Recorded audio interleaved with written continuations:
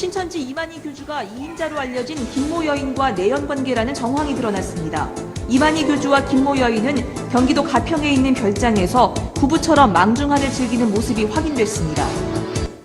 신천지 이만희 교주가 신천지의 후계자로 떠오르고 있는 김모 여인과 내연 관계에 있다는 의혹이 한 명예훼손 재판 과정에서 드러났습니다. 법원에 제출된 증거 영상 화면에는 신천지 압구정 신학원 원장이자 신천지 산하 자원봉사단체 만남대표인 김모 여인이 경기도 가평에 있는 별장 등지에서 이만희 교주와 함께 지내는 것으로 확인됐습니다. 송주열 기자의 보도입니다.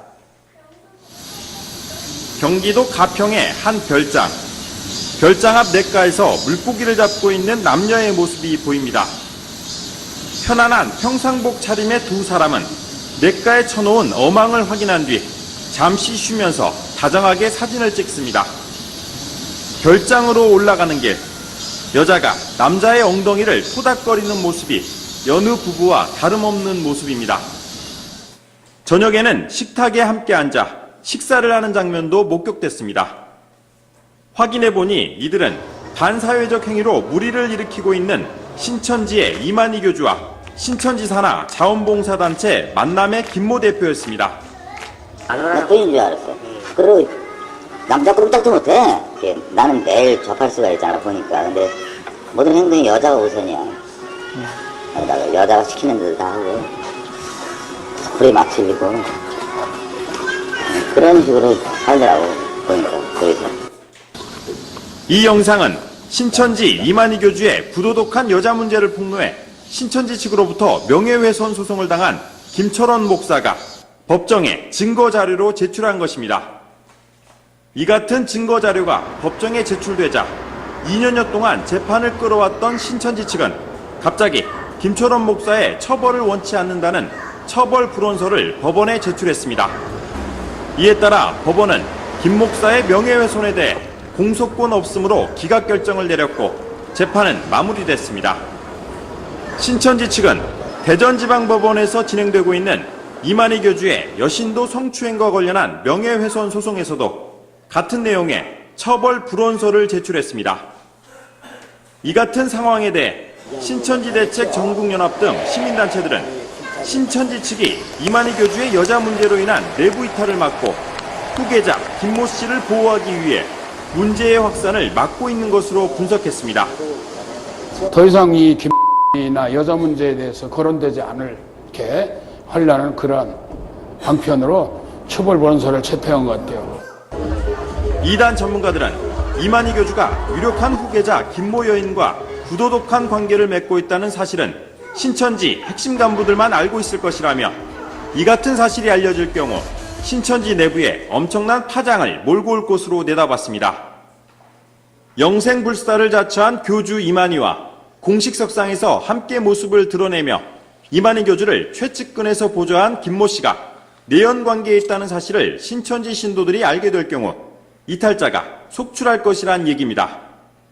총 회장님 간절히 기다리고 계시죠?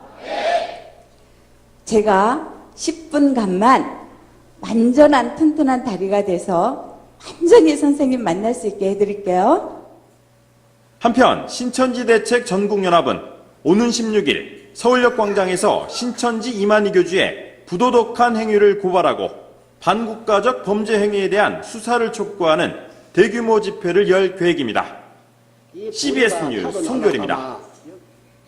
신천지 이만희 교주의 모습은 그동안 영생불사를 주장하는 것과는 확연하게 다릅니다. CBS가 입수한 사진에 따르면 이만희 교주의 최근 모습은 시골 솔로와 다름없는 모습이었습니다.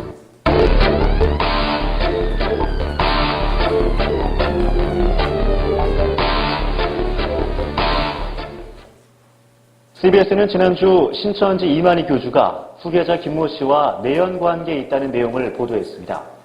오늘은 교주 이만희의 최근 모습이 담긴 사진들을 공개합니다. 신도들 사이에서 영생불사의 존재로 불리는 모습은 온데간데 없는 촐로의 모습이었습니다. 송주열 기자입니다. 신천지 이만희 교주와 내연 관계에 있는 후계자 김모 씨가 함께 지내고 있는 것으로 알려진 경기도 가평의 한 별장. 빨간색 남방을 입은 한 노인이 밭작물에 물을 주고 있습니다. 별장 앞 냇가에서는 나무 막대기로 어망을 휘저으며 낚시를 즐기는 모습도 보입니다. 카메라에 잡힌 신천지 이만희 교주의 최근 모습입니다. 머릿속이 훤히 들여다 보이고 주름이 가득한 얼굴 모습을 살펴보니 평소 신천지 집회에서의 이만희 교주와 달리 초라해 보이기까지 합니다.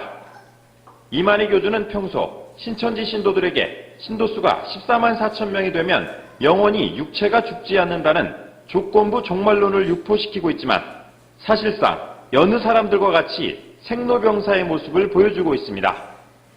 몇 년 전에는 건강 악화로 오랜 기간 병원 신세를 지기도 했지만 신천지 신도들에게는 극비사항이었습니다. 이만희 총회장과 연관된 그런 신상에 관한 내용들, 조금이라도 신도들의 믿음에 해가 되고 믿음을 떨어뜨릴 만한 그런 요소들은 다 극비리에 붙이는, 또 신천지 신도들만 모르는 그런 일들이 이제 지금 신천지에서 있어지고 있는 거죠. 1931년생으로 올해 82세인 이만희 교주는 최근 여신도 성추행과 내연관계 문제로 법정 다툼을 벌이는 등 지난 30년 동안 신천지에서 교주 행세를 해오던 치부가 곳곳에서 드러나고 있습니다. 신천지 대책 전국연합은 최근 신천지 이만희 교주를 중심으로 한 신천지의 각종 범죄 행위를 폭로하며 검찰에 수사를 촉구하기도 했습니다. 신천지 이만희 교주가 영생불사를 주장하면서도 한편으론 자신의 사후를 대비해 후계 작업을 벌이는 등 이율배반적인 모습을 보이고 있습니다. CBS 뉴스 송졸입니다.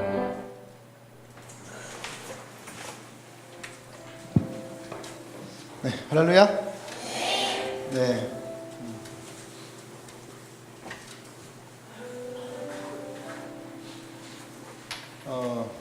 예, 얼마 전에 CBS 방송에서 이제 나왔던 이야기인데 여러분들 한번 보면 좋을 것 같았고요.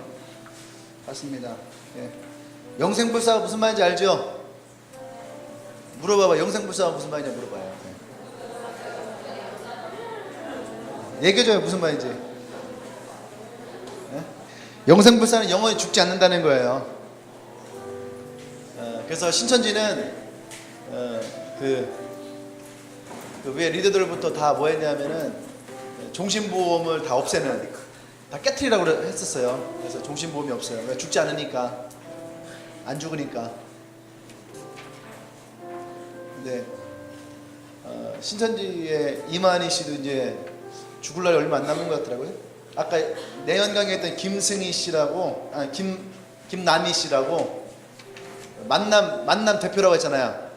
봉사단체 만남. 왜 만남이냐 하면 이만희의 만자랑 김남희의 남자를 섞어서 만남이래. 네,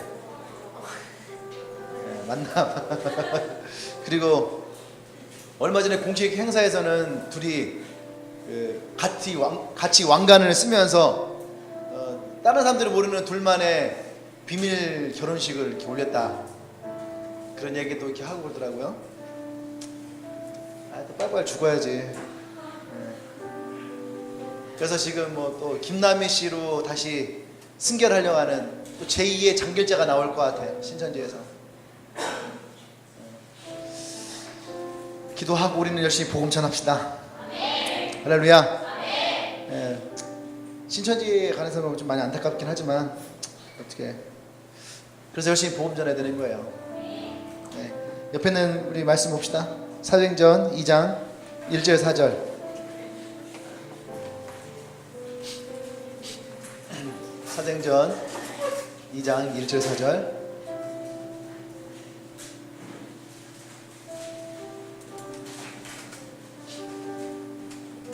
에어컨이 앞에 건 끄고 뒤에 거를 틀까? 제가 한 절 여러분 이제 돌아가면서 공독합니다. 오순절 날이 이미 이름에 그들이 다 같이 한 곳에 모였더니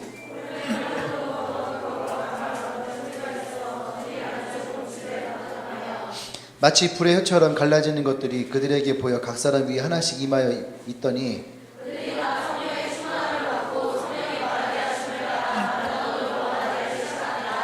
아멘. 아멘. 자, 이게 이제 오순절 날에 마가의 다락방에 성령이 임하였던 그 사건의 이야기죠. 근데 오늘 여러분들에게 이 사건에 대해서 얘기하려는 것이 아니고, 읽어볼까요? 제목 시작. 베드로 같은 사람. 베드로라고 하는 사람을 이렇게 딱 봤을 때 비포 애프터가 있잖아요.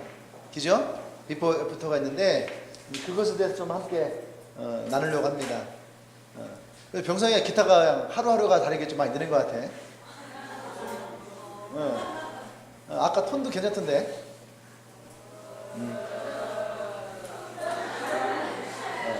톤도 잘 나오고 또 솔로도 나중에 그 정도면 뭐.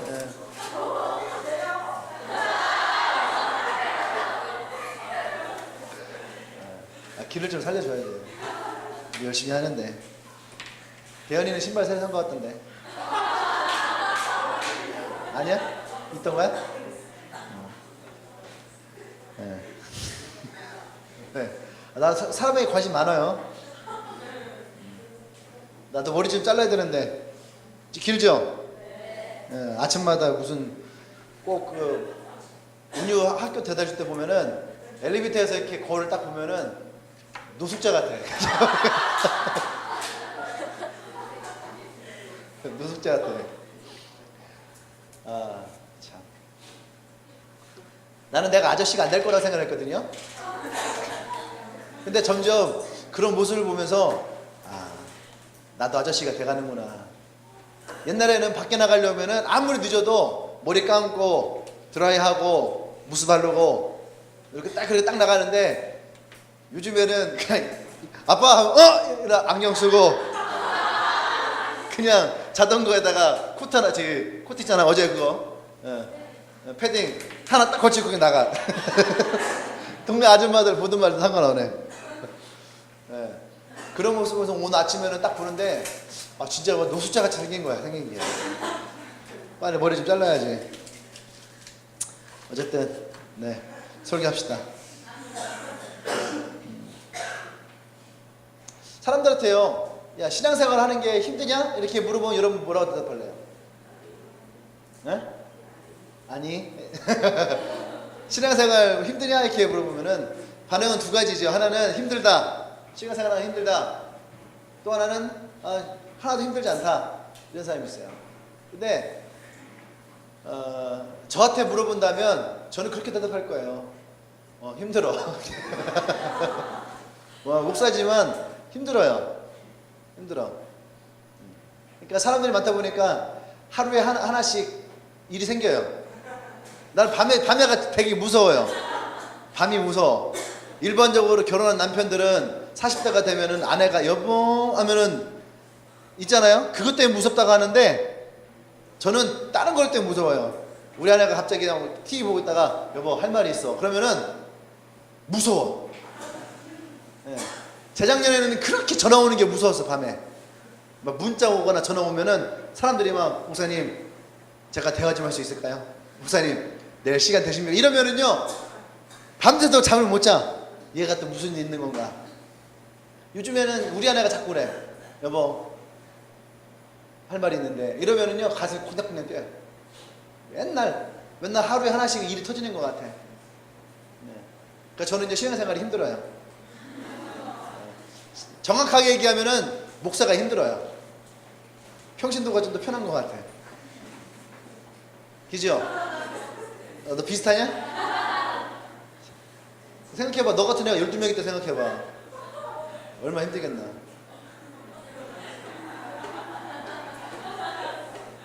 사람 두 가지 반응이에요. 근데 신앙생활이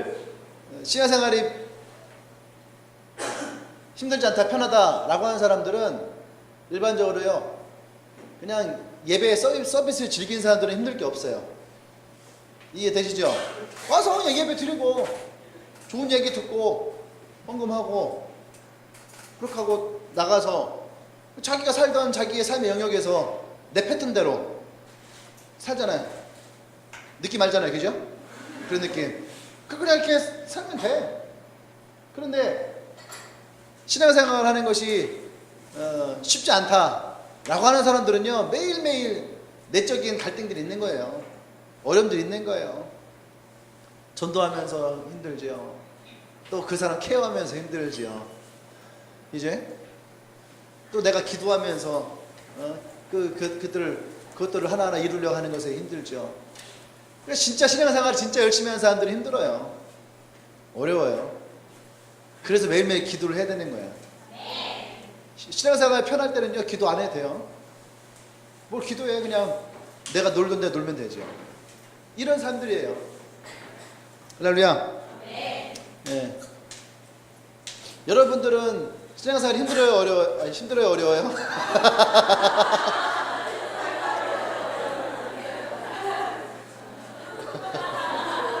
힘들어요, 어려워요?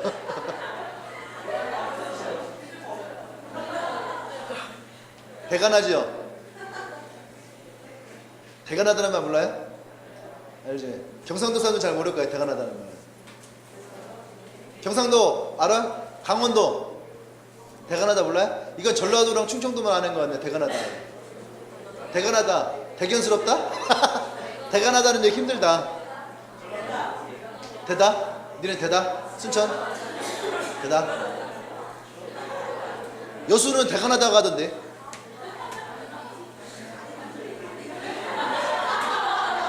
아닌디? 맞는디?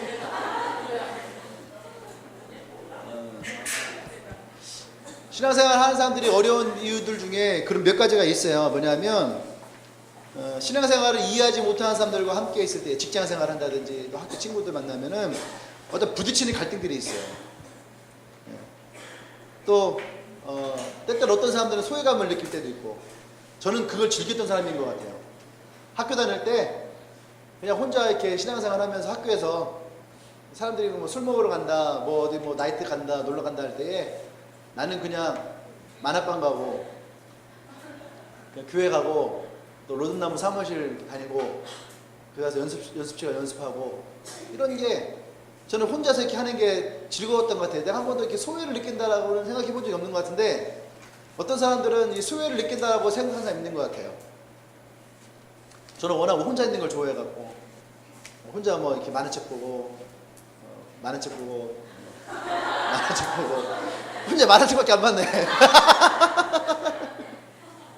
어쨌든 뭐 그때는 뭐 스마트폰이 있어 게임했던 것도 아니고, 목사님 별 게임 안 좋아하거든. 끝까지. 내가 게임의 문에 입문한 거는 정확하게 군대를 제대하고 26살 때인가 그때. 그 전에까지 게임이 없었어요. 우리 집은 가난해갖고, 내겠자 우리 집은 어릴 때부터 가난해갖고 어머니 짜장면 싫다고 하셨고, 그잖아요. 그지? 그 우리 집 가난해갖고 게임기를 사줄 수 있는 그런 능력이 안 돼요. 특히 플레이스테이션 같은 고가의 전자제품은 사주지 않으세요. 예. 그래서 26살 됐을 때에 어떤 친구가 플레이스테이션이라고 하는 제품을 처음으로 빌려줘갖고 축구 게임을 했는데 내가 미친 줄 알았어. 와, 세상에 이런 게 있나?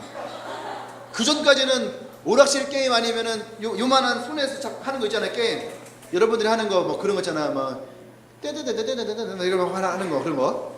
이런 아주 단순한 게임 같은 거 빼놓고는 오락실 게임밖에 없었는데, 오락실 잘 안 다녔어요. 왜 우리 가난하고 돈이 없어서 오락실 못 다녔다고. 더군다나 어릴 때는 엄마가 슈퍼마켓을 하셔갖고 내가 슈퍼를 보면서 엄마 동전들 이렇게 이쪽 이렇게 넣어서 그거 가지고 게임했었는데, 엄마가 슈퍼마켓을 그만두는 바람에 동전이 없었어요. 그래서 게임을 못했어요. 그러다가 어느 날 플레이스테이션은 이 기계를 빌려와서 거기에 또 마침 그 기계 안에 위닝 11 6가 딱 들어있었어요. 와, 나는 세상에 이런 게임이 있는 줄 몰랐어요. 그래가지고 막 맨날 며칠을 막 밤을 새면서 게임을 했어요. 그게 입문이란 거예요, 입문. 플레이스테이션 위닝 11 입문기. 어쨌든 뭐 그런 어떤 수혜적인 외로움들도 있을 거고, 또 생활 패턴이 다른 데서 오는 어떤 괴리감도 있을 거예요. 우리는 주말이 제일 바쁘잖아요. 그래서 저는요, 지금까지 주말에 쉬어본 적이 한 번도 없어요. 정확하게 중학교 3학년 겨울부터 지금까지 주말을 쉬어본 적이 없어요. 주말은 항상 교회에서 뭔가를 하는 거예요. 항상 집회를 다니던가 교회에서 뭔가를 하던가. 지금도 우리 교회 그렇잖아요. 토요일 날에 항상 바빠요. 토요일 날 스케줄을 뭐 잡을 수가 없어. 그래, 얼마나 행복한지 몰라요. 결혼식장 안 가니까. 항상 토요일 날, 주일 날은 뭐 예배가 있으니까 없잖아요. 근데 교회를 다니지 않는 사람들은 안 그렇잖아요. 토요일 날이 제일 놀기 좋은 날이고, 그죠? 주일 날도 놀기 좋은 날이고. 그런데 근데도 보면 어떤 괴리감이 있죠. 특히 이제 나중에 여러분들이 커서 어른이 돼서 남자친구를 사귀거나 여자친구를 사귈 때, 그때가 되면은 믿지 않는 사람이랑 혹시 만나면은 꼭 어때요? 그 사람들 주말에 만나려고 한다고요. 주일날 오전 때 여행 가고 싶어 하고, 놀러 가고 싶어 하고. 그죠? 근데 우리는 어때요? 예배 드려야 되고. 이런 데서 오는 어떤 괴리감. 예. 그래서 신앙이 약한 여자들은 대부분 그때가 되면 이제 남자한테 끌려다녀요. 그 남자들은 여자가 안 다닌다고 해서 남자들이 교회를 빠지고 가는 경우는 별로 못 본 것 같아요. 등신 같은 놈 아니면은 남자들은 그런 애들을 잘 못 본 것 같아요. 근데 여자들은 그런 여자애들을 많이 봐요. 왜냐면 여자들은 남자에게 약해. 한번 쳐다봐. 주위에 있는 여자들 쳐다봐요. 약해 보이나 세 보이나. 어떨 것 같아?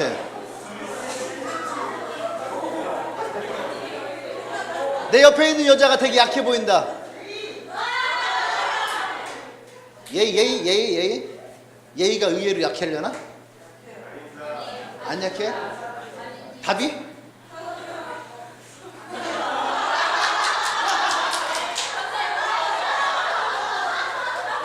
답이 약하나? 누가 약할까? 어? 민경이 약하려나? 어? 현주 되게 약할 것 같지? 어? 내가 볼 때 호경이가 되게 약할 것 같아.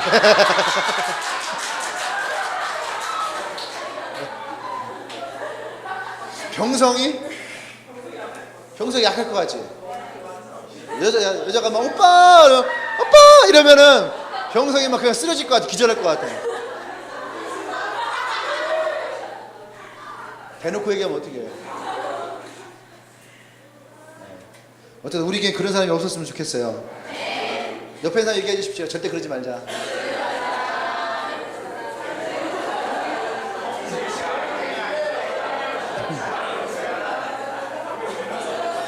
뭐 이렇게 할 말들이 많아 이렇게 그 시간에 자기네끼리 막 얘기하고.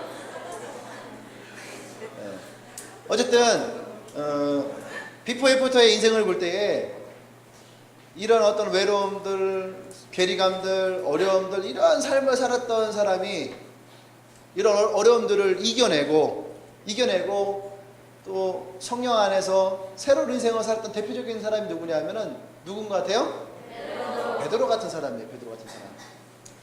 성경에서 보면은 이 베드로라는 사람은요, 예수님이 부활하시고 부활한 예수님을 만나기 전, 다시 말하면은 좀 더 구체적으로 얘기하면 오늘 이 성경에 읽었던 성령을 만나기 전에 베드로와 성령을 만난 이후의 베드로가 너무나 다른 인생을 살았다는 얘기예요.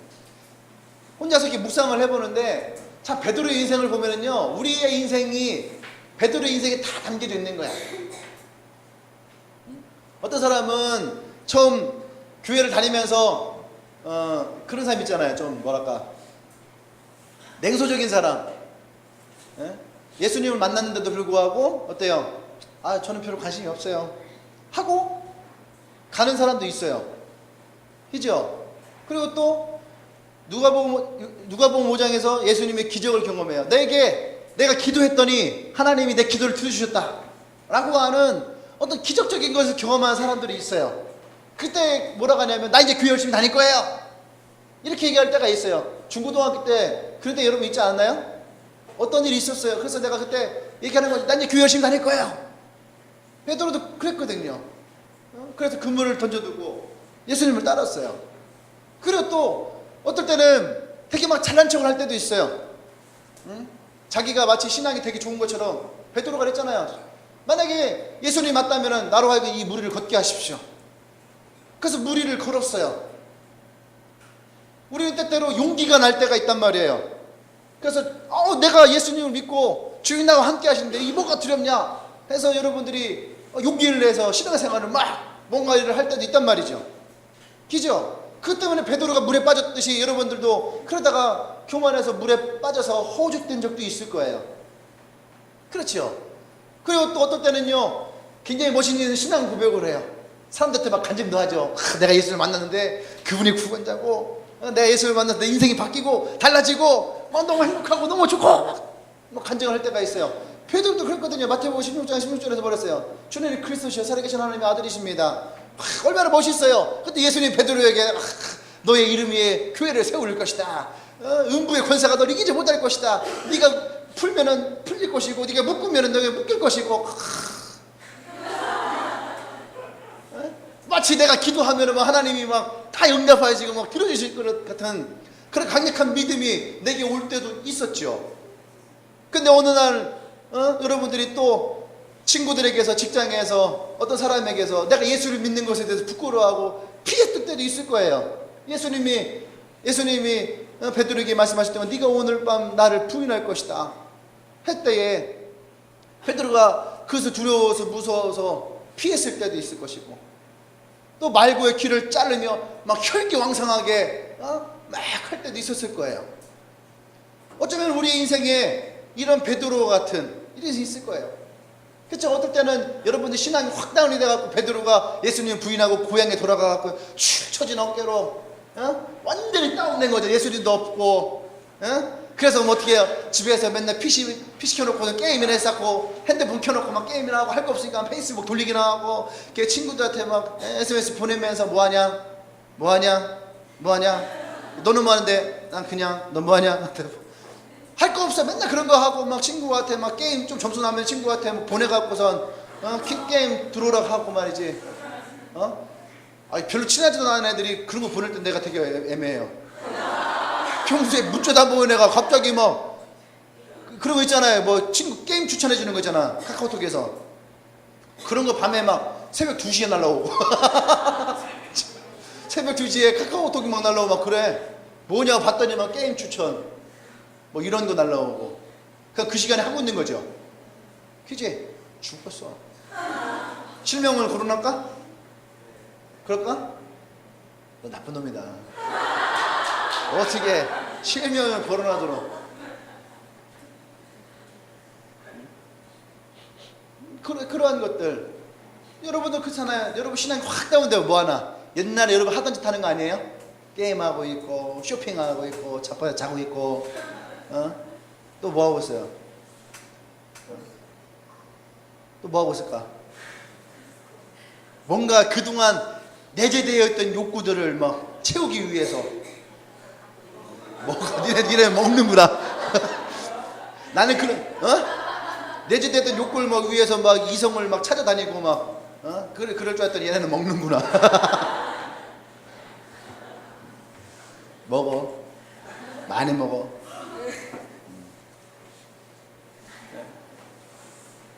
그랬던 모습이 베드로와 어쩌면 우리의 모습이 같다는 거죠. 근데 이 베드로가 예수를 만나고 성령이 임하였더니 그 인생이 달라졌다는 얘기예요.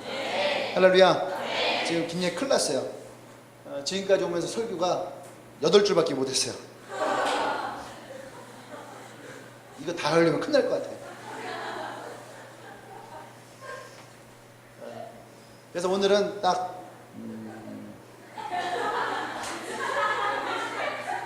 15줄만 하려고. 그 뒷얘기는 주일날 하는 거예요. 베드로 이야기예요. 베드로 이야기인데 전반 보면 베드로 이야기.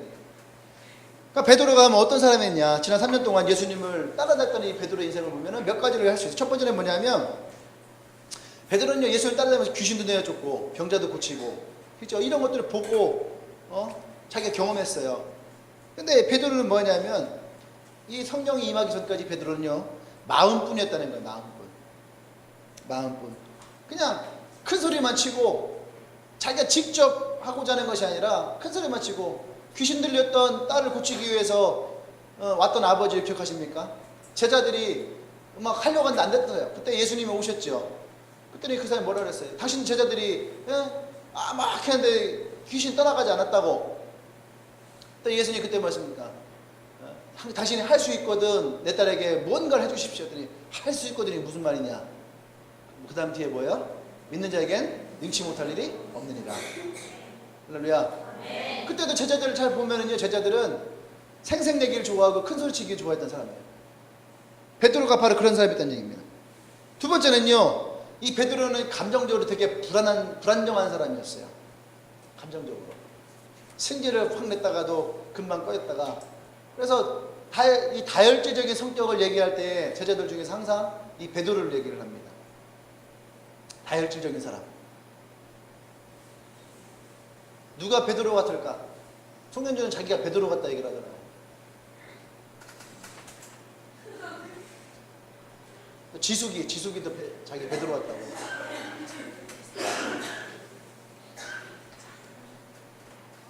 또 세 번째는요, 굉장히 감정적인 사람이에요.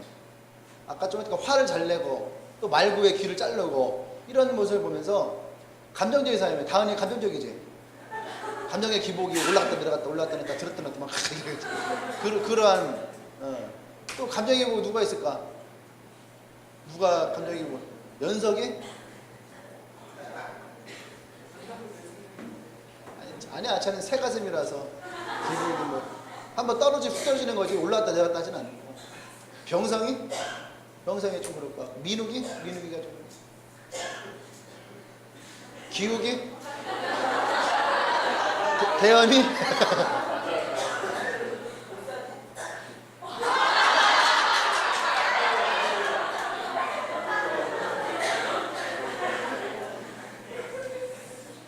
저는 감정의 기복이 굉장히 큰 사람이에요.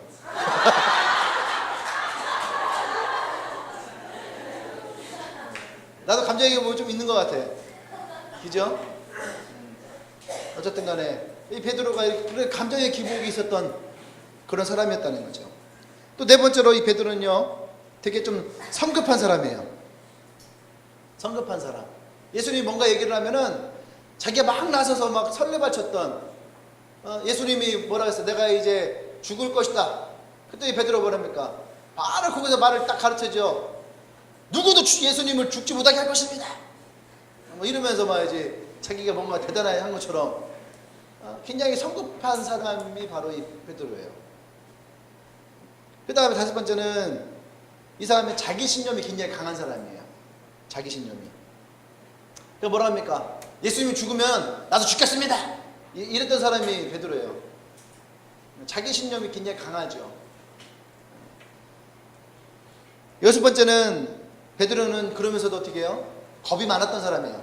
비겁하죠. 예수님이 잡혀가셨을 때에 그때에 굉장히 건장한 남자가 한 것도 아니고 여자아이가 너 예수님 제자 아니야 할 때 그 소리에 두려워 떨었던 사람이 베드로예요. 겁이 많은 사람. 덕현이가 의외로 겁이 많아요. 특히 자매가 얘기하면 되게 겁이 많아요. 남자가 얘기하는 것보다 자매가 얘기할 때 되게 겁을 많이 먹는 타입이에요. 되게 여린 아이예요. 보기와 다르게. 여자에게 되게 약해요. 덕현이는. 계속 연지 고개 끄덕이고 있어. 어쨌든 겁이 많았던 사람이 베드로다. 일곱 번째 베드로는 실패의 사람이었어요. 실패의 사람. 3년 반 동안을 쫓아냈던 예수님을 버리고 다시 이 모든 것을 다 실패했다라고 생각을 하고 다시 물고기를 잡으러 갔던 어부의 인생으로 돌아갔던 이 실패한 사람의 모습이 바로 베드로죠. 근데 이런 베드로에게 어느 날 변화가 생겨나는 거죠. 이 베드로라는 사람은 제자들과 함께 다니면서 항상 떠들었던 얘기들이 뭐입니까? 이 제자들은 항상 예수님이 이스라엘의 왕이 되면 누가 예수님의 최측근이 될 것이냐. 그 베드로가 항상 자기가 예수님의 왼팔이다 이러면서 떠벌리고 다녔던 사람 중에 하나가 베드로예요. 그랬던 사람이 실패한 인생으로 바뀌어버린 거죠. 근데 오늘 성경에 보면 성령이 이들 가운데에 임했을 때에 성령이 이들 가운데 임했을 때에 이들의 인생이 달라졌다는 얘기입니다. 할렐루야. 아멘. 아멘. 그럼 베드로가 어떤 모습을 바뀌었느냐? 첫 번째 베드로는요, 담대한 믿음의 사람으로 바뀌었다는 거예요. 담대한 믿음의 사람 받겠다.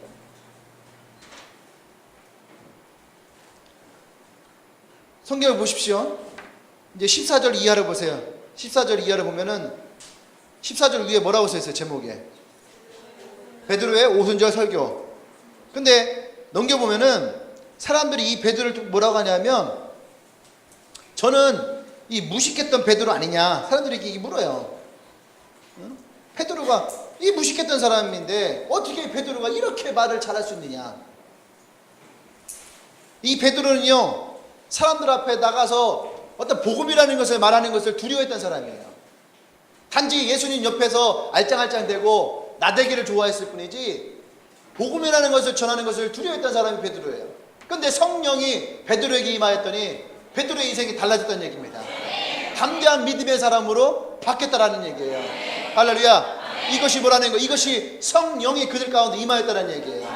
성령이 우리 가운데 임할 때 우리에게는 담대한 믿음이 생겨나는 거예요. 우리는 비겁하게 도망다니지 않습니다. 성령 우리 가운데 임하면 내가 만난 예수님에 대해서, 내가 만난 주님에 대해서 우리는 담대한 믿음을 가지고 말을 할 수 있다는 얘기예요. 아멘. 또 뒤에 4장에 가면은 베드로가요, 병자들 고치고, 안진병 고치죠. 안진병 고치고 또 공의에 잡혀가요. 공의에 잡혀가서 뭐라고 합니까? 담대하게 얘기를 해요. 니네가 자꾸 이렇게 해버리면 니네들을 잡아다가 너희 선생님 예수와 같이 너희들도 죽임을 당할 것이다. 근데 베드로가 뭐라 합니까? 우리는 내가 보고 듣고 경험한 것을 말하지 아니할 수 없다. 할렐루야. 옆 사람에게 물어봐요. 너는 보고 듣고 경험한 것을 말할 수 있느냐? 대답해봐요. 말할 수 있느냐? 여러분, 수많은 사람들이요, 하나님의 은혜, 하나님께 은혜 받았다는 얘기 참 많이 합니다. 예배 끝나면 수많은 사람들이 예배당을 나가면서 뭐라고 하냐? 아이고, 은혜 많이 받았습니다. 목사님이 항상 저 뒤에서 나가는 사람들과 약수화를 하잖아요. 우리 교회는 물론 하지 않아요. 목사님 귀찮아갖고 하지 않아요. 옛날에 이게 문제였어요. 뭐냐 하면, 사스가 한참 막 도를 때에, 사스 뭔지 알죠? 사스. 우리가 지하교회에 있을 때였거든요. 지하교회에 있을 때에 사스가 전 세계적으로 막 돌았거든. 그죠? 그래갖고 그때에 뭐 몇 명? 30명 이상 되는 단체는 모임을 막 이렇게 막 그럴 위기까지 갔었거든. 그래서 막 손에 그거 있잖아, 알코올 뭐 세정제 같은 거 막 바르고 막 교회에 예배를 중단해야 되냐 말아야 되냐 이런 거 되게 많았거든. 그죠? 기억나죠? 그때 지하에 있던 사람들. 이제 그때 사스가 왔었거든. 그때 제일 문제가 뭐였냐면, 목사님들이 설교 끝나고 나서 악수를 해야 될까 말아야 될까, 이거였어. 이걸로 이렇게 전염이 되는 거니까. 그 장갑을 끼고 해야 된다, 아니면 그냥 믿음을 가지고 맨손으로 해야 된다. 그럼 목사님 생각을 했어요. 안 하면 되잖아. 우리 교회는 안 하는데, 어쨌든 다른 교회는 나갈 때 목사님은 꼭 뒤에 서갖고 한 명 한 명 악수하잖아요. 나가는 게 바빠 죽겠는데 언제 그걸 다 악수하고 있어. 그잖아요. 끝나고 화장실 가기 얼마나 바쁜데. 악수 한 명 한 명 다 하잖아. 악수 한 명 한 명 하면서 뭐라고 하는 줄 알아요? 얘기할 때마다 사람들이 아이고 목사님 오늘 은혜 많이 받았습니다. 저 부교체 할 때는 인사를 해야 되거든. 목사님, 담임 목사님 있고 그 뒤에 부목사들 서갖고서 나갈 때마다 다 인사해요. 근데 제가 설교한 날에는 어때요? 찬양인도 하고 설교하는 날에는 사람들이 나가면서 아이고 전사님, 목사님 하면서 이제 막 너무 은혜 받았다고, 좋았다고 그런 얘기를 해요. 교회 다니는 사람들 중에 가장 많은 단어는 뭐냐? 은혜라는 단어예요. 그치? 은혜야. 은혜라는 단어예요. 은혜라는 단어를 참 많이 해요. 근데 그렇게 많은 은혜를 받았는데 왜 저 문을, 악수를 끝나고 저 문을 나가는 순간에는 왜 그 은혜가 내 입에서 나오지 않는 것일까? 이것이 한국교회가 가지고 있는 맹점이라는 거예요. 은혜는 예배당 안에서만 나누는 것이고, 예배당을 나갔을 때에는 그 은혜라는 것을 내 입 밖에서 꺼내지 않는, 마치 감추어진 비밀같이. 그죠? 신천지들이 그러잖아. 자기네 교육받고 나가서 말하지 말라고. 이게 감추어진 비밀이니까 딴 사람한테 얘기하면 뺏어간다고. 이거 어떻게 뺏어가? 말도 안 되는 얘기를 하는데, 숨겨져 있는 거는 뺏어가겠지만은 자기 마음속에 있는 건데 어떻게 뺏어가? 어쨌든 그렇게 그 얘기를 듣고 믿는 사람들 보면 참 답답해요. 그래서 신천지 쪽에 있는 사람들 대부분 외골수가 많아요. 외골수가. 신천지도 게을른 사람들은 포기해요.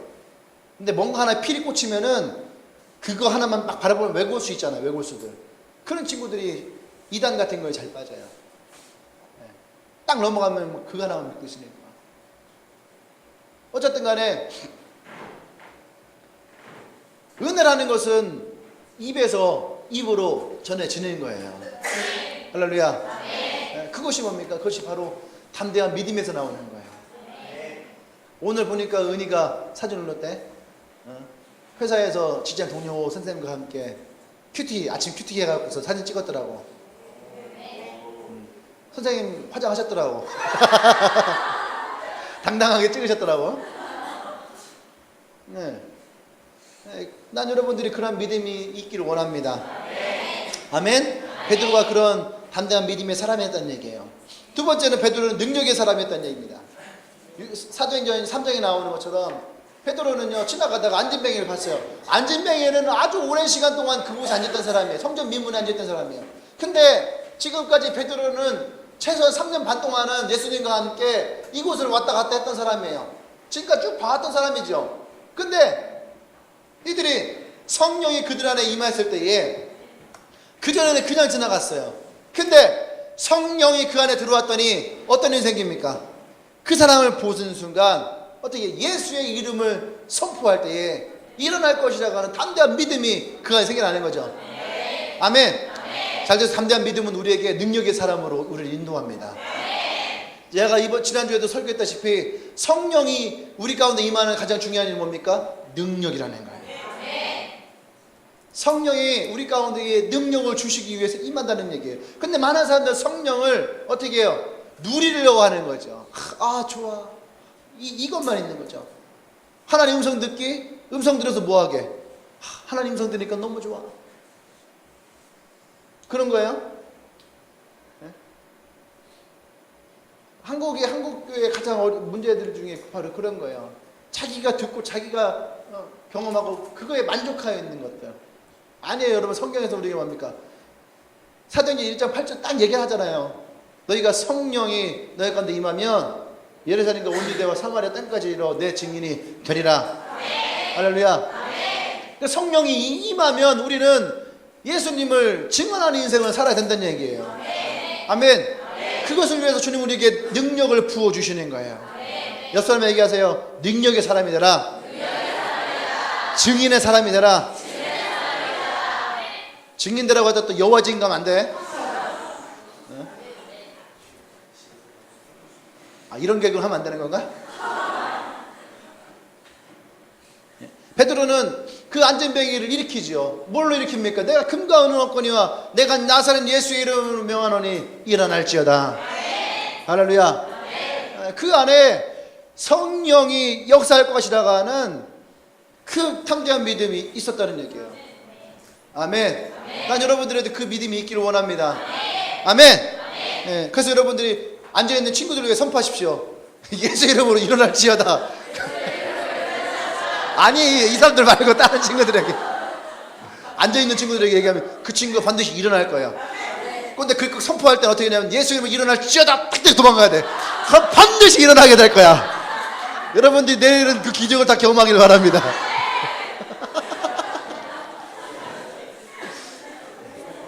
할렐루야. 여러분들이요, 친구들이 아프거나 회사 동료가 아플 때에 여러분들이 그 능력을 선포하셔야 됩니다. 네? 진짜 때리면 안 되고 간절하게 기도로 선포해 주세요. 우리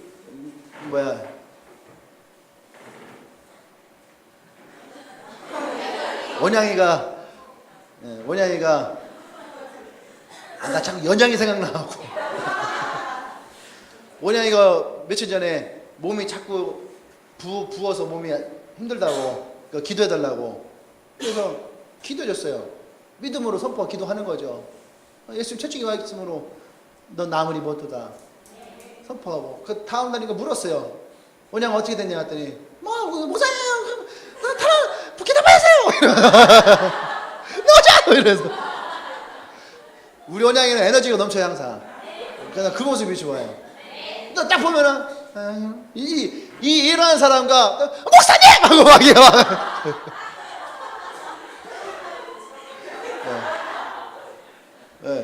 내가 당황스러운 사람 몇 명 있는데 그 중에 하나 원양이에요. 딱 보면은 내가 딱 있어요. 목사님 목사님 그러다 딱 얘기해요. 목사님 저 보고 싶었죠 막 이러고. 원래 내 멘트거든. 야 너 오랜만이다. 야 나 보고 싶지 않대? 이래야 되는데 들이대는 거야 막 목사님 그러면은 당황스러워. 보고 싶었지. 에너지가 이렇게 있어요. 나중에 저 아이는요 진짜 좋은 남자 만나서 결혼 잘할 거예요. 남자들은 은근히 저런 타입을 좋아하거든.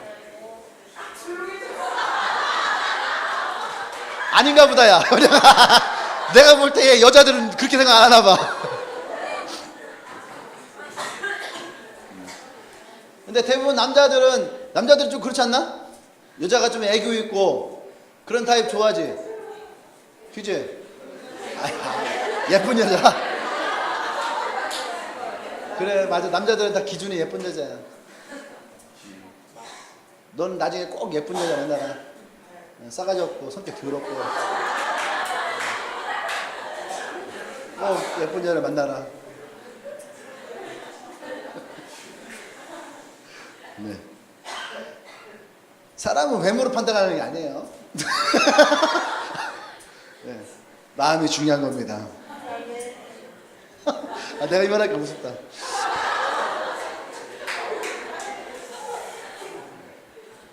할렐루야. 한잔 하고요.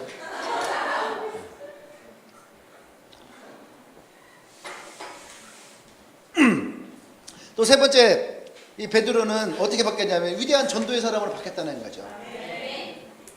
오늘 뒤에 보면은 베드로의 설교를 보세요. 이 설교를 했을 때에 그날 어떻게 하면 3,000명의 사람이 예수를 만났더라고 얘기하고 있어요. 할렐루야. 아멘. 41절에 보면은 그 말을 받은 사람들은 세례를 받음에 그날에 신도의 수가 3,000이나 더하더라. 할렐루야. 네, 이것뿐만 아니죠. 사도 베드로는요 가는 곳마다 복음을 전했죠. 특별히 이 베드로를 통해서 이방 선교를 또 여시고, 또 그러하여서 고넬료에게 기름을 붓고 성령이 그들 가운데 임하는 놀라운 역사를 경험하게 됩니다. 그래서 사도 바울이 이방 선교를 마음껏 할 수 있었던 가장 중요한 이유가 뭐냐면 베드로가 이방인에게 성령이 역사하는 것을 본 거예요. 아멘. 그래서 예루살렘 회의 때에 와서 베드로가 증언을 하는 거예요. 사도 바울이 말하는 게 맞다. 예루살렘에 있는 유대인들에게만 성령이 임하는 것이 아니라 이방인들에게도 성령이 임하더라. 할렐루야. 그래서 그는 이 복음을 로마에서 복음을 전하다가 그는 마지막 로마에서 죽음을 당하죠. 그는 위대한 전도의 사람이었다는 얘기입니다. 네. 여러분들이 죽음은 여러 가지 죽음이 있어요. 네? 사람들은 다 죽어서 죽지요. 안 죽는 사람 없으니까. 이마에도 죽게 될 겁니다. 곧. 네. 다 죽는데 어떠한 죽음을 맞이하냐는 되게 중요한 것 같아요. 근데 베드로 같은 경우는 어떻습니까? 그 죽음을 복음을 전하며 그 죽음을 맞이하죠. 특별히 예수님이 지었던 십자가에 똑같이 달려서 그는 거꾸로 매달려 죽음을 당하죠. 그러한 죽음을 맞이하는 건 참 좋은 것 같아요. 네 번째는 그거 다 순교하라는 얘기는 아니고요. 그렇게 복음을 전하다가 여러분들이 이 얘기할 때마다 항상 떠오르는 게 몽골의 그 80대 할머니가 기억나잖아요. 죽을 날 받아놓고선 막 온몸이 아픈 거죠. 일어나도 아프고 앉아도 아프고 누워도 아프고 서도 아프고 걸어도 아프고 멈춰도 아프고 무조건 아픈 거야. 그러니까 이렇게 죽니 저렇게 죽느니 하다가 이 할머니가 차라리 그러면 내가 나가서 복음을 전하다가 죽겠다. 그래서 할머니가 80대의 할머니가 나가서 복음을 전해서 자기 세례는 60명이 넘는 거예요. 할머니가. 대한민국에 그런 할머니가 몇 있을 것 같아요. 복음을 전하며 오히려 그렇게 복음 전했더니 더 건강해지고 더 좋아지고. 예. 죽으면 죽으리다 애써의 고백 여러분들 있길 바랍니다. 아멘. 요즘에 제가 보니까 추운 날씨에도 나가서 이렇게 전도하는 사람들이 꽤 있더라고. 우리 교회 사람들이. 예. 그 모습 보면서 되게 뭐랄까 감동이 되고 감사하고 고맙고 좋아 보여요. 그런 모습이 되게 좋아 보여요. 예. 우리가 때를 얻든지 못 얻든지 복음을 전하는 것에는요, 누구나 다 해야 됩니다. 복음을 전하는 것은 특별한 사람이 하는 것이 아니에요. 한국교회가 만들어 놓은 전도팀, 전도특공대, 이거 다 잘못된 거예요. 복음을 전하는 것은 팀으로 하는 것은 아니에요. 예수를 믿는 사람이라면 누구나 다 해야 될 일이랍니다. 베드로는 그런 사람이었다는 거죠. 네 번째, 베드로는요, 신본주의적 사람이었어요. 신본주의. 신본주의가 뭔지 알죠? 인본주의는 인간중심적 사고방식을 가진 사람이고, 신본주의는 신중심적 사고방식을 가진 사람이에요. 예. 베드로는 그런 사람이었다는 거예요. 하나님 중심이라는 거죠. 그전에는 안 그랬어요. 자기 중심이었어요. 그러니까 예수님, 그렇게 3년 반 동안 예수님이 이스라엘 임금이 될 거라고 믿으면서 다녔던 베드로가 예수님 잡혀가는 그 모습 하나에 어떻게 도망가 버리잖아요. 자기 하나 살자고. 근데 이제 성령이 그 가운데 임하였더니 어떻게 됐습니까? 더 이상 베드로는 인본주의적 사고를 갖지 않았어요. 하나님 중심적 사고를 가졌다는 얘기예요. 교회를 다니면서도 많은 사람들이 자기 중심적 사고를 가진 사람들이 굉장히 많이 있어요. 신앙생활조차도 자기 중심적인 생활을 하는 사람 너무너무 많이 있어요. 그러니까 교회가 힘이 없는 거예요. 신천지 같은 데 보세요. 자기가 믿는 신, 이만희 교주, 그걸 위해서 말이지, 모든 걸 다 포기하고 살아가잖아요. 그런 거 보면서, 야, 저 사람들 진짜 대단하다 그랬어요. 가짜를 가지고도 그렇게 살아가는데, 진짜를 믿고 있는 사람들은 왜 이렇게 무능력하고 힘이 없을까? 왜 한국교회는 이렇게 약할까? 할렐루야. 네. 젊은이들이 일어나야 됩니다. 네. 젊은 세대가 일어나야 됩니다. 네. 그러니까 우리 교회가 저는 그걸 자랑스러워요. 어제도 기도하면서 그런 얘기를 했지만 나는 우리 교회가 그걸 자랑스러워요. 네. 난 그래서 우리 교회가 너무너무 좋아요. 더 많은 젊은이들이 일어나야 됩니다. 캠퍼스를 보세요. 대전대학교 7,000명이 있고 우성대학교 7,000명이 있는데 둘이 합쳐 14,000명의 사람들이 있는데 이 가운데 14,000명의 영혼들 가운데에서 확률적으로 예수를 믿는 사람들만 해도요 얼마나 되겠어요? 최소한 이 사람들만 해도요 3,000에서 5,000은 돼야 되는 거예요. 근데 주위에 보세요. 주위에 교회들이 청년부가 없어요. 그렇게 토요일 밤 주일 밤 되면은요 그렇게 술집에는 대학생들이 넘쳐나는데 교회에는 사람이 없어요. 그러면 다 어디 있는 걸까요? 다 고향 가서 예배를 드리나?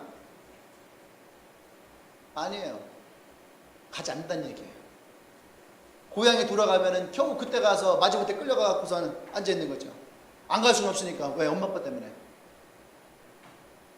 근데 엄마 아빠가 없으니까 대전에서는 자기 못대로 하는 거죠. 엄마에게 전화 와요. 오늘 교회 갔다 왔냐? 그냥 갔다 왔어요. 끝. 엄마들도 그 관심이 그거예요. 얘가 어떤 은혜를 받고 어떤 삶을 살고 주를 위해 어떻게 살아가는지 중요하지 않아요. 그냥 주일날에 교회 갔다 왔는지 그것만 확인하는 거죠. 교회만 갔다 오면 된다는 거예요. 그러니까 부모들의 사고방식이 그러니까 자녀들의 사고방식도 그렇게 되는 거예요. 그러니까 갔다 오지 않았어도 갔다 왔어요. 이 말 한마디면 끝나는 거예요. 일주일 예배를 드리면서 주일 예배를 기대하고 준비하고 옛날 어른들 보세요. 헌금 하나 해도요 빳빳하게 다리 밑에 다려갖고 미리 준비해놓은 헌금 갖다가 헌금하는 그런 정성들이 있는데 요즘 사람들 어때요? 겨우 예배 시작하기 10분 전에 일어나갖고 옷 입고 주선 좀 입고 그렇게 대충 오는 거죠. 그러면 10분 늦고 20분 늦고 그래도 그냥 예배를 드렸다라고 하는 그 마음에 살아가는 거예요. 그것이 점점 우리 한국교회 약해지는 것이고 점점 젊은이들이 교회라는 것이 필요 없어지게 되는 것이고 그러니까 젊은이들에게는 교회라는 것은 단순하게 하나의 그냥 종교 활동밖에 되지 않는 거예요. 그러니까 능력은 사라지는 거죠. 성령이 있다 해도 성령의 능력이 그들 가운데 있지 않은 거예요. 할렐루야. 주님의 교회 여러분, 여러분들이라도 깨어나셔야 됩니다. 이 젊은 세대가 일어나야 돼요. 주위에 있는 교회 아줌마들이요 우리 교회를 되게 부러워하더라고. 아시죠? 만나면 아시죠? 지난번에 몇 또래냐니네? 1, 1학번 또래? 1, 1학번 또래들 저기 개족산 놀러 갔는데 계절선 놀러 갔는데 배웠더니 옆에 교회 아줌마들 놀러 왔더라고. 목사님 놀러 와갖고 엄마 친구. 아, 은혜 엄마 친구예요. 목사님이. 그래갖고 거기는 아줌마들 나이든 뭐 50대 아줌마들 나와서 막 커피 나눠주고 막 전도하는데 진짜 다녀보세요. 젊은 애들 나와서 전도하는 교회가 있는가? 거의 없어요. 젊은 애들 요새 누가 전도하려고 하나? 모르겠네. 난 참. 대전대학교랑 우송대학교랑 기독교 서클 친구들 나와서 전도하나요? 뭐 CC, DFC, 뭐 IOF 말고 IVF. 요새 전도해요? 내비게이트 하나? 내비게이트 젊은 친구들이 해요? 내비게이트 안 해? 안 한다. 해? 아저씨들? 아줌마들? 아니 젊은 애들, 대학생들. 이게 캠퍼스도 문제인 거죠. 서클이 있는데 서클은 분명히 있어요. 모임도 분명히 있는데 복음을 전하잖아요. 점점 캠퍼스는 점점 힘들어져요. 그래서 캠퍼스 전도하는 게 힘들어요. 그죠? 그럼에도 불구하고 해야 되는 거예요. 그래서 여러분 아까 얘기했죠. 신앙생활은 쉽지 않다고. 어려워요. 왜? 그런 곳에서 복음을 전하니까. 그럼에도 불구하고 우리는 해야 됩니다. 할렐루야. 왜냐하면 우리 교회는 그 목적을 위해서 세워진 교회니까. 내가 누누이 얘기하잖아요. 내 개그 코드가 젊은 친구들보다 40, 50대 아줌마들에게 진짜 잘 먹혀. 거기는 내가 말만 열면 빵빵 터져. 여기는 내가 개그 이거 들었다 놨다 뭐 이런 거 해줘야 되고 느낌 아니까 막 이런 거 해줘야 되고 그러는데 그게는야 기잖아요. 내가 나도 몰랐는데 40, 50대가 잘 먹히더라고. 일단은 페이스가 되고.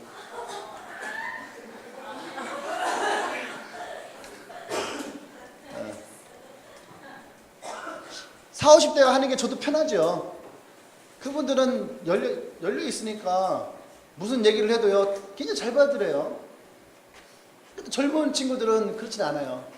젊은 친구들에게 뭔가 도전도 줘야 되고 재미도 있어야 되고 그죠? 은혜라는 것도 있어야 되고. 근데 이 교회는 젊은이들을 일으키기 위해 세우신 교회이기 때문에 우리는 그 목적에 합하여 이 교회를 세워나가야 됩니다. 아까 우리 덕현이가 교회 건축하는 얘기를 했는데 이것도 되게 우리에게는 굉장히 엄청난 일이에요. 나는 건축 어떻게 하는지도 모르는데 어떻게 하는지도 모르고 뭘 어떻게 저는 아무것도 모르는데 해야 된다면 또 해야 되는 거죠. 근데 젊은 친구도 데리고 해야 되는 거죠. 한번 좀 쳐다봐봐요. 이 사람도 데리고 해야 되는 거야. 물어봐봐요. 당신은 잘할 수 있나? 잘한다는 게 뭐예요? 열심히 심어야 되는 거예요, 우리. 헌금 열심히 해야 되는 거예요. 진짜 헌금 빡세게 해야 돼, 우리 지금. 얼마 전에 목사님 은행 갔는데 너무너무 반가운 얘기를 들은 거야. 목사님은 작정 헌금 해놓고선 이제 작정 헌금을 했으니까 작정을 해서 헌금을 해야 될 거 아니에요. 돈이 없는데 목사님 대출도 안 되잖아. 근데 은행 갔는데 이번에 집을 옮기잖아요. 옮기는데 600만 원인가 700만 원을 추가로 대출 더 해주는 거야. 직업도 없는데. 목사 직업이 아니거든요. 그래서 얼마나 감사한지 몰라. 아, 그래서 하나님이 집을 옮기시는구나. 대출을 더 받게 하려고.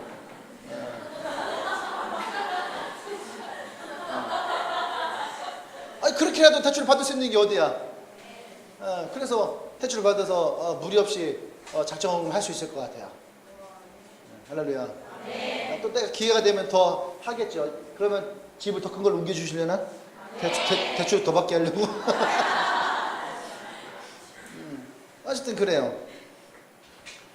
우리의 사고방식은요, 인본주의 사고방식에서는 안 됩니다. 하나님 중심의 사고방식이 되는 거예요. 아멘? 다섯 번째는 베드로는요, 일사각오의 사람이었던 얘기. 일사각오 뭔지 알죠? 죽기를 각오할 수 있는 사람이 되는 거예요. 지난주에 설교했잖아요. 지난주에 우리가 증인이 뭐냐? 증인이라는 말은 순교, 죽음을 두려워하지 않는 사람이 증인이다. 베드로는 예수님의 증인의 인생을 살아가는 것에 있어서 자기의 생명을 귀하게 여기지 않았다는 얘기예요. 사도 바울이 얘기했던 것처럼 나의 달려갈 길과 주 예수께 받은 사명, 복음을 전하는 사명을 다하기까지 자기의 생명을, 나의 생명을 조금 더 귀한 것으로 여기지 아니하였다. 할렐루야. 지금도 한국 교회는 많이 어두워 있지만 그럼에도 불구하고 지금도 많은 사람들이 이 복음을 뿌리며 생명을 내거는 분들이 참 많이 있어요. 수많은 선교사들이 중국으로 들어가고 또 이슬람으로 들어가고, 내 친구 목사, 시드니에 있는 내 친구 목사도요, 그 교회에서 하는 사역이 뭐냐면 호주 영주권에 있는 사람들이, 그 사람들이 이제 한국 시민이 아니에요. 그 사람들 호주 사람들이에요. 영주권이나 신비권 있는 사람들이 북한 사역을 하고 그 다음에 이슬람 사역을 해요. 그 사람들이 이슬람으로 들어가요. 한국 사람은 이슬람에서 안 받아줘요. 한국 사람들 이슬람에서 잘 안 받아준다고. 사우디나 그런 데도요, 들어가는 게 굉장히 어려워요. 관광도 안 돼. 지금 학계에서 홍해가 사우디아라비아의 그 바다 같은 강이 있는데 그것이 홍해다는 거죠. 그 인공에서 찍었는데 전차가 지나갔던 자국들이 선명하게 다 남아있어요. 아직도. 우리가 알고 있는 홍해가 아니라 사우디아라비아의 홍해. 그래서 그 이란 땅에 있는 곳이 십계명을 받았던 시내산. 그게 성지의 증거들이 남아있는데 이슬람에서는 그것을 개방하지 않아요. 왜 그럴까요? 이슬람인데 기독교인들이 들어가 버리면은 문제가 되거든요. 지금 터키도 그 때문에 되게 문제가 많아요. 터키도 소아시아 7개와 사도 바울이 복음을 전했던 그 1차, 2차, 3차에 복음을 전했던 행적이 다 터키에 있거든요. 그런데 그 터키에 기독교인들이 성지라고 그렇게 오는 거야. 그러니까 거기도요, 갔을 때에 특히 한국 사람들 가갖고서 막 예배를 드리고 목사님 이러면은요, 바로 제재가 들어와요. 그러니까 거기에서는 절대로 그런 말을 하면 안 된다는 거죠. 특히 터키 사람들이 한국을 좋아하잖아. 형제의 나라. 그러다 보니까 한류 드라마가 되게 많이 수출됐어요. 그러니까 한국말을 알아들어. 목사님 하면 알아들어요. 하나님 해도 알아들어요. 한국말을 배워갖고 드라마로. 그러니까 우리 여름에 아마 터키를 가게 될 건데 가고 싶은 사람 너무 많은데? 친구가 10명 이하로 하는데 10명 선착순 10명을 해갖고 너무 많아요. 왜냐면 우리 친구가 시드니에 있는 친구가 터키로 1년 동안을 단기 선교사를 나가요. 베이스 캠프에 가서 1년 동안 단기 선교사를 있는데 그 친구가 자기 선교사 와 있을 때에 비전 트립 오라고 자기가 직접 가이드 다 해주겠다고. 그래갖고 이번에 여름에는 거기를 가려고요. 기대하십시오. 드디어 우리가 성지순례 한번 가는 겁니다. 이번에 갈 때 그 소아시아 7교회보다 그 사도 바울의 전도 여행 길로 다니는 것이 훨씬 더 은혜롭다고 하더라고요. 그래서 에베소 교회하고 나머지들은 이렇게 다녀보려고 해요. 기도하십시오. 우리 건축도 해야 되는데 갈 것도 가야지. 건축비에 빼갖고 하면 죽어. 그건 그거고. 6번째, 순교의 사람이었습니다. 이 사람은. 할렐루야. 죽음을 두려워하지 않는 사람. 죽음을 두려워하지 않는 사람이 있겠어요? 없어요. 죽음은 누구나 다 두려워요. 육체의 생을 마감한다는 것은 누구에게나 두렵고 무서운 일입니다.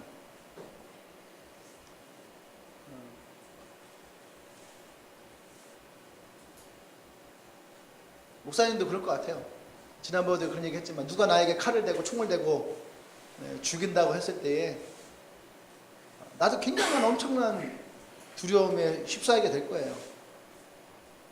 그럼에도 불구하고 우리는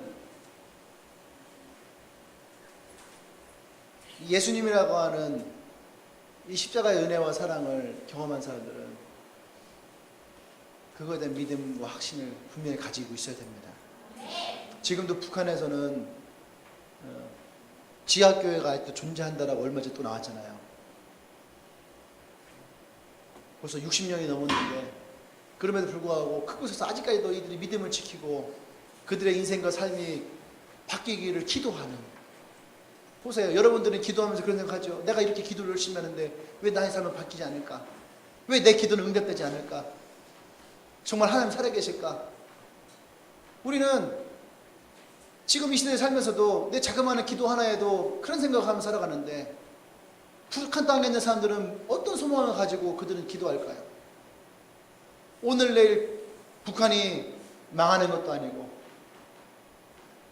그들의 기도에 의해서 북한 체제가 무너지는 것도 아닌데 그들은 과연 어떤 소망을 가지고 복음을 전하고 기도하고 신앙을 유지하고 있을까? 그들은 하나밖에 없다는 거예요. 예수님이 나의 구세주라는 거. 그리고 그분이 그들의 인생을 인도하셔서 천국으로 우리를 이끄실 거라고 하는 진짜 아주 소박한 믿음 하나만 붙들고 북한에 있는 영혼들에게 한 명씩 복음을 전하고 있는 거예요. 할렐루야. 우리들에게는 그런 절박함이 없다는 거죠. 어쩌면 우리들에게는 너무나 많은 것들을 누리고 있고 너무나 많은 것들을 가지고 있고 풍요로운 가운데에서 내가 더 갖지 못한 것에 대한 궁핍함들, 더 내가 취하지 못한 것에 대한 아쉬움들이 우리는 더 많은 것을 차지할 수도 있어요. 할렐루야. 오늘 우리의 베드로라는 사람을 통해서 몇 가지 이렇게 봤습니다. 성령이 그 안에 임하였을 때에 그 베드로의 인생은 완전히 달라졌다라는 거예요. 근데 왜 한국교회도 그렇게 성령을 외치고 부르고 성령 세례를 받고 성령을 경험하고 성령 체험을 하는데 왜 이 한국교회에는 아직까지도 이런 변화가 일어나지 않을까? 각 교회마다 어떤 프로그램들이 있어갖고 성령을 경험하게 하고 성령을 체험하게 하는데 왜 한국교회는 아직까지도 시간이 흘러가면서 점점 더 약해진다는 이야기만 흘러나올까? 이유는 한 가지밖에 없어요. 성령이 임한 자들이 증인의 인생을 살아가지 않기 때문에 그런 거예요. 성령이 임한 사람들이 그 능력을 사용하지 않기 때문에 그러는 거예요. 성령을 경험한 사람들이 예수의 이름으로 그의 삶 가운데에 선포하며 살아가지 않기 때문에 그러는 거예요. 할렐루야. 여러분, 성령이 임한다는 것은 지금까지 나의 인생이 내 맘대로 살아왔다는 것을 포기하고 이제부터는 성령이 이끄시는 대로. 아멘. 보세요. 예수님이 베드로에게 찾아가셔서 하셨던 말씀을 기억하십시오. 내 양을 먹이라, 내 양을 치라. 할렐루야. 그래서 뭐라고 베드로에게 말씀하십니까? 지금까지는 너가 원하는 인생을 살았다면 이제부터는 네가 원하는 인생을 살아가지 않게 될 것이다. 성령이 너에게 임하면 너는 이제부터 나에게 묶인 자의 인생을 살아가게 될 것이다. 할렐루야. 아멘. 그것이 믿음의 사람이라는 거예요. 지금까지는 내가 자유인으로 살아왔다지만 이젠 내가 예수가 내 안에 들어오면 인생은 바뀌어지는 거예요. 내 삶의 주인은 내가 아니라 예수 그리스도가 되어지는 거예요. 그분을 인하여서 나의 인생은 달라지게 되어 있는 것입니다. 아멘. 아멘. 여러분 저는 한 가지 여러분들에게 도전을 주고 싶어요. 우리는 누구나 다 잘 사는 인생을 살아가고 싶어 합니다. 누구나 다 좋은 스펙의 인생을 살아가고 싶어요. 누구나 다 좋은 직장에서 인생을 살아가고 싶어 해요. 누구나 다 부유한 가운데 살아가고 싶어 합니다. 근데 여러분, 정말로 하나님이 원하시는 것이 어떤 것일까? 어떤 것일까? 그것을 먼저 우리가 기도하기를 원합니다. 아멘. 조금은 우리가 부족할 수도 있어요. 조금은 우리가 연약할 수도 있어요. 조금은 우리가 덜 가질 수도 있어요. 근데 그 인생에 가장 중요한 것이 있다면은, 가장 중요한 예수 그리스도가 내 안에, 내 삶 가운데, 나의 인생 가운데 있다면, 여러분 그 인생도 우리가 얼마든지 기쁨으로 살아갈 수 있지 않겠습니까? 저는 그거에 대한 믿음이 있어요. 하나님은 우리에게 분명히 말씀하시면 더 하시겠다라고 했어요. 아멘. 더 하시겠다. 먼저 그의 나라 의를 구하라. 그래야 너희에게 더하시리라. 아멘. 여러분, 인생은요, 나 하나 인생이 아니에요. 나 하나면 끝나는 인생이 아니에요. 우리 어머니 아버지가 나를 위해서, 우리 형제를 위해서 수많은 시간 기도하셨어요. 그리고 기도의 씨를 뿌리셨어요. 우리 어머니 아버지 같은 분은 없어요. 새벽마다 기도하셨고, 사형제 키우면서 열심히 예배드리고, 사형제가 다 하나님의 사람으로 살아갈 수 있도록 그렇게 도우셨던 분이에요. 근데 여전히 저희 집은 가난합니다. 빚이 있어요.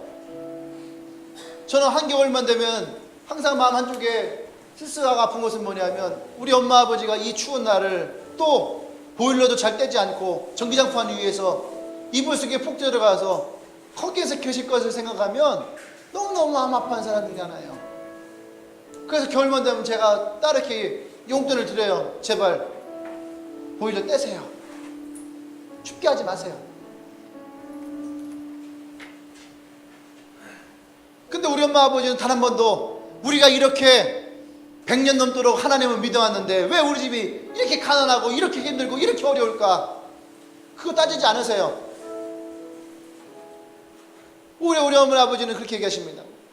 지금 우리가 이렇게 살아가는 것도 하나님의 은혜고,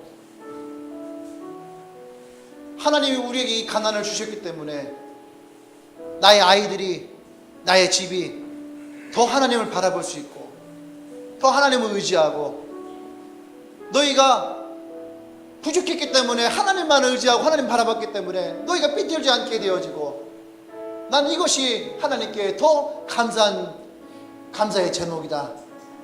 그렇게 말씀하세요. 어릴 때는 그 말씀이 저는 듣기 싫었어요. 왜 하나님 믿으면은 잘 먹고 잘 살아야 되는데, 왜 하나님을 이렇게 열심히 믿는데 왜 우리 집은 가난하고 힘들까? 근데 내 안에 믿음이 생기고 내 안에 신앙의 성숙이 생겨지면서 엄마 아버지가 했던 말씀이 어떤 말씀인지 깨닫게 돼요. 전 기대합니다.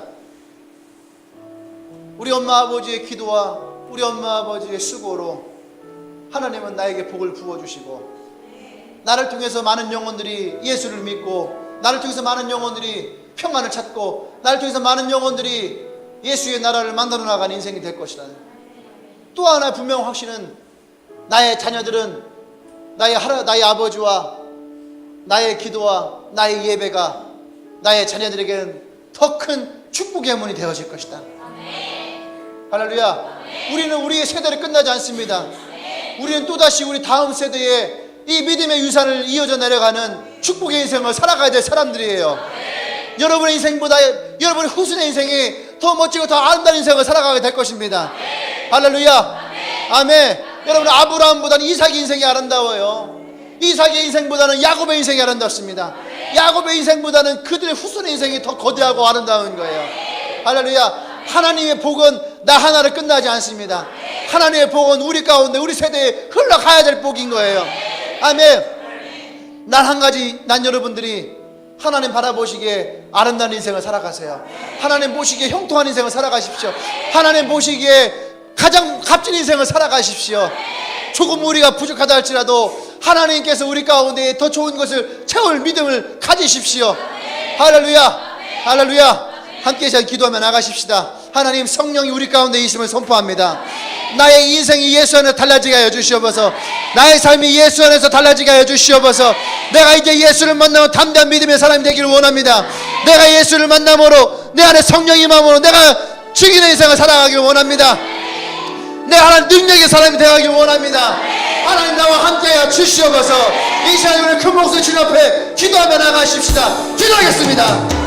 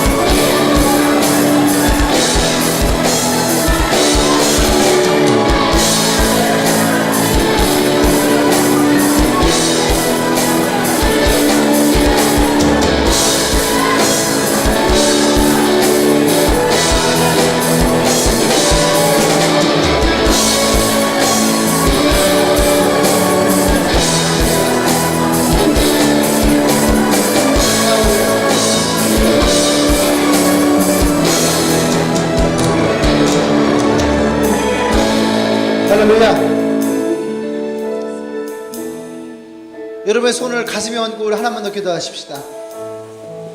두 손을 가슴에 얹고 그렇게 기도합시다. 주님, 성령이 이 안에 있습니다.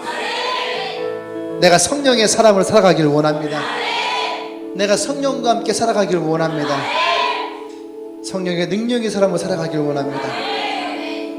그렇게 이 시간 여러분들이 큰 소리가 나도 괜찮아요. 하지만 진심으로 하나님께 기도하십시다. 기도합시다.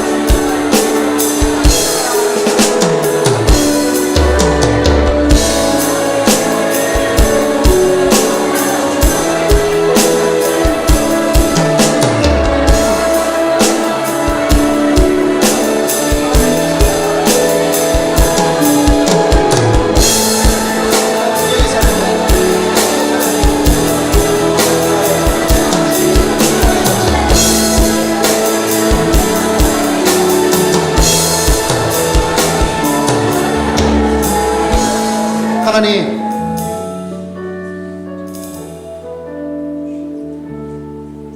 성령을 만난 베드로와 같은 사람이 되기를 원합니다. 성령이 내 안에 계십니다. 성령과 내가 동행하기를 원합니다. 성령의 능력의 사람이 되기를 원합니다. 성령과 함께하는 사람이 되기를 원합니다. 주님의 증인의 인생을 살아가게 하시고 담대한 믿음을 가진 하나님의 사람이 되기를 원합니다. 특별히 하나님께서 세우신 이 젊은 교회 가운데 하나님, 우리가 함께 하셔서 더 많은 젊은 세대를 우리가 일으켜 나갈 수 있는 하나님의 교회가 되게 하여 주시옵소서. 이 교회가 캠퍼스와 직장 가운데 젊은이들에게 예수 그리스도의 복음을 담대히 전하기를 원합니다. 우리 한 명 한 명을 통해서 주님이 역사하여 주시옵소서. 감사합니다. 예수님의 이름으로 기도합니다. 아멘. 할렐루야. 할렐루야. 아멘. 네. 어제 기도하면서 목사님이 이렇게 콜링을 했었는데 요새 그런 생각을 참 많이 해요.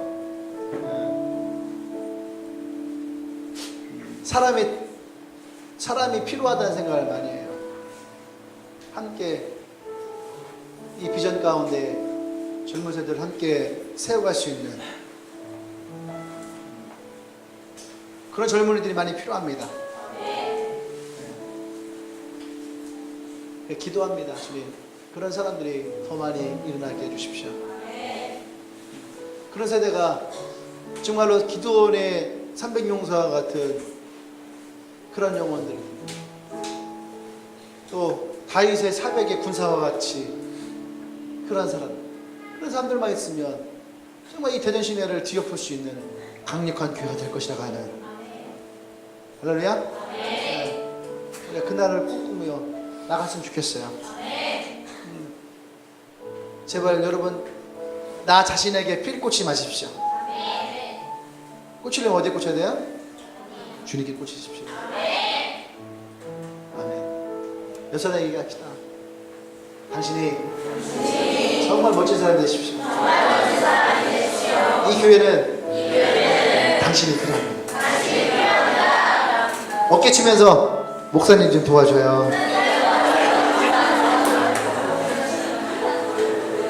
할렐루야. 네. 자, 이번 주에 내 양을 먹이라 마지막 주예요. 마지막 주입니다. 밖에 있는 양들을 먹여야 되는데 하면서 이렇게 우리 양만 잔뜩 먹여갖고 살만 찌우고 있는데, 그래서 생각했어. 이 양 찌게 하는 거 더 확실하게 찌게 하자.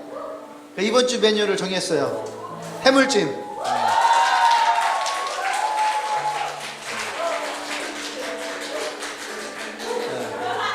이번 주 토요일에는 해물찜입니다. 해물찜에 라면사리 추가해주고 비빔밥 할 수 있도록, 볶음밥 할 수 있도록. 어쨌든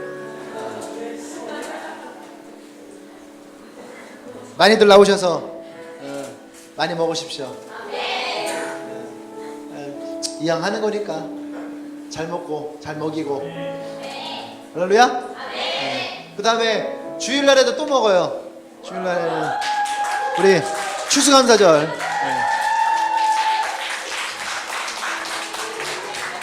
이번 추수감사절은 예배 드리고, 예배 일부 예배만 있습니다. 일부 예배만 있으니까 일부 예배 드리고, 다 같이 밑에서 이제 여러분들이 그날은 식사를 다 사 먹어야 돼요. 그러니까 바자회 물품을 낸 사람들은 쿠폰을 주죠. 쿠폰을 못 받은 사람들은 요령껏 먹으셔야 됩니다. 쿠폰을 구입을 해서 먹든지, 쿠폰은 사람들 거 뺏어 먹든지, 아니면은 뭐 빌부터 먹든지, 떨어진 거 주워 먹든지. 그래서 지금 바자회 물품이 좋은 물품들이 많이 나왔어요. 의외로 뭐 여자들은 지금 막 흥분돼 있어요. 막 유명 메이커의 제품들이 나와 있어갖고 여러 가지 뭐 선점을 하려고 막 노력을 하는데, 바자회는 1시부터 합니다. 그 전에는 밑에서 음식을 여러분들이 사 드시고, 음식도 뭐 여러 가지 해요. 여러 가지 다양하게 하니까 아마 먹는 재미도 꽤 있을 거다, 그런 생각을 합니다. 그래서 많이 드시고, 그 다음에 1시 정도부터는 위에서 또 바자회를 하니까, 바자회에 또 특별히 해안꽃 추첨도 아마 있을 것 같아요. 이제 해안꽃 추첨도 있어갖고 여러분들 행운도 드립니다. 어떤 분들은 뒷정리를 받으실 분도 있어요. 뒷정리를 해야 될 분도 아마 행운권 있지 않겠는가. 또 이번에 끝나고 나면 또 성탄절이 있어요. 이번 성탄절은 어마어마하게 준비합니다. 상당히 재미있을 거다, 그런 생각이 들고요. 성탄절은 1박 2일 동안 합니다. 24일과 25일에 맞춰서. 대다수가 솔로기 때문에 작년에 되게 미안했어요. 예배가 딱 끝나는 순간부터 아이들이 막 한숨을 쉬기 시작하는 거야. 이제부터 드라마를 봐도 몇 시간을 봐야 되는데 힘들다, 어렵다 아마. 그래서 여러분들의 위해서 예배 후에 여러분들에게 또 좋은 것들을 제공하려고 합니다. 나홀로 집에 1, 2, 3를 같이 볼 수 있는. 어쨌든 기대해 주시고, 교회가 여러분들에게 재미있고 즐거운 곳이 되길 바랍니다. 아멘. 네. 자, 오늘 우리 혹시 처음 온 친구들 있나요? 네. 우리 같이 온 친구들 같이 일어날까요? 자리에서 환영합니다. 환영합니다. 교회에서 준비한 선물인데, 다 같이 자리에 일어나 기도할게요. 하나님 감사합니다. 오늘도 예배 가운데 우리 형제 자매들을 또 이곳을 인도주시니 감사합니다. 하나님께서 이들 축복하여 주십시오. 또 성령 이들 가운데 임하며 이들의 인생이 놀랍게 달라지길 원합니다. 하나님의 가장 아름다운 축복의 인생을 살아가며 하나님 바라보시기에 가장 멋진 인생을 살아가길 원합니다. 형통한 인생 살아가길 원합니다. 주의 말씀 가운데 자라로 우러나 치우치지 아니하고 그 말씀에 순종하며 나아가는 인생에 하나님 복을 내려 주시옵소서. 이제는 우리 주 예수 그리스도의 은혜와 하나님의 크신 사랑과 성령의 교통 역사하심이, 이제 내가 베드로와 같은 사람으로 성령이 내 안에 있음으로 인하여서 이제 성령과 함께 동행하기를 결단한 주님에게 모든 지체들을 위해 지금으로부터 영원토록 함께 하시기를 간절히 축원하옵나이다. 아멘.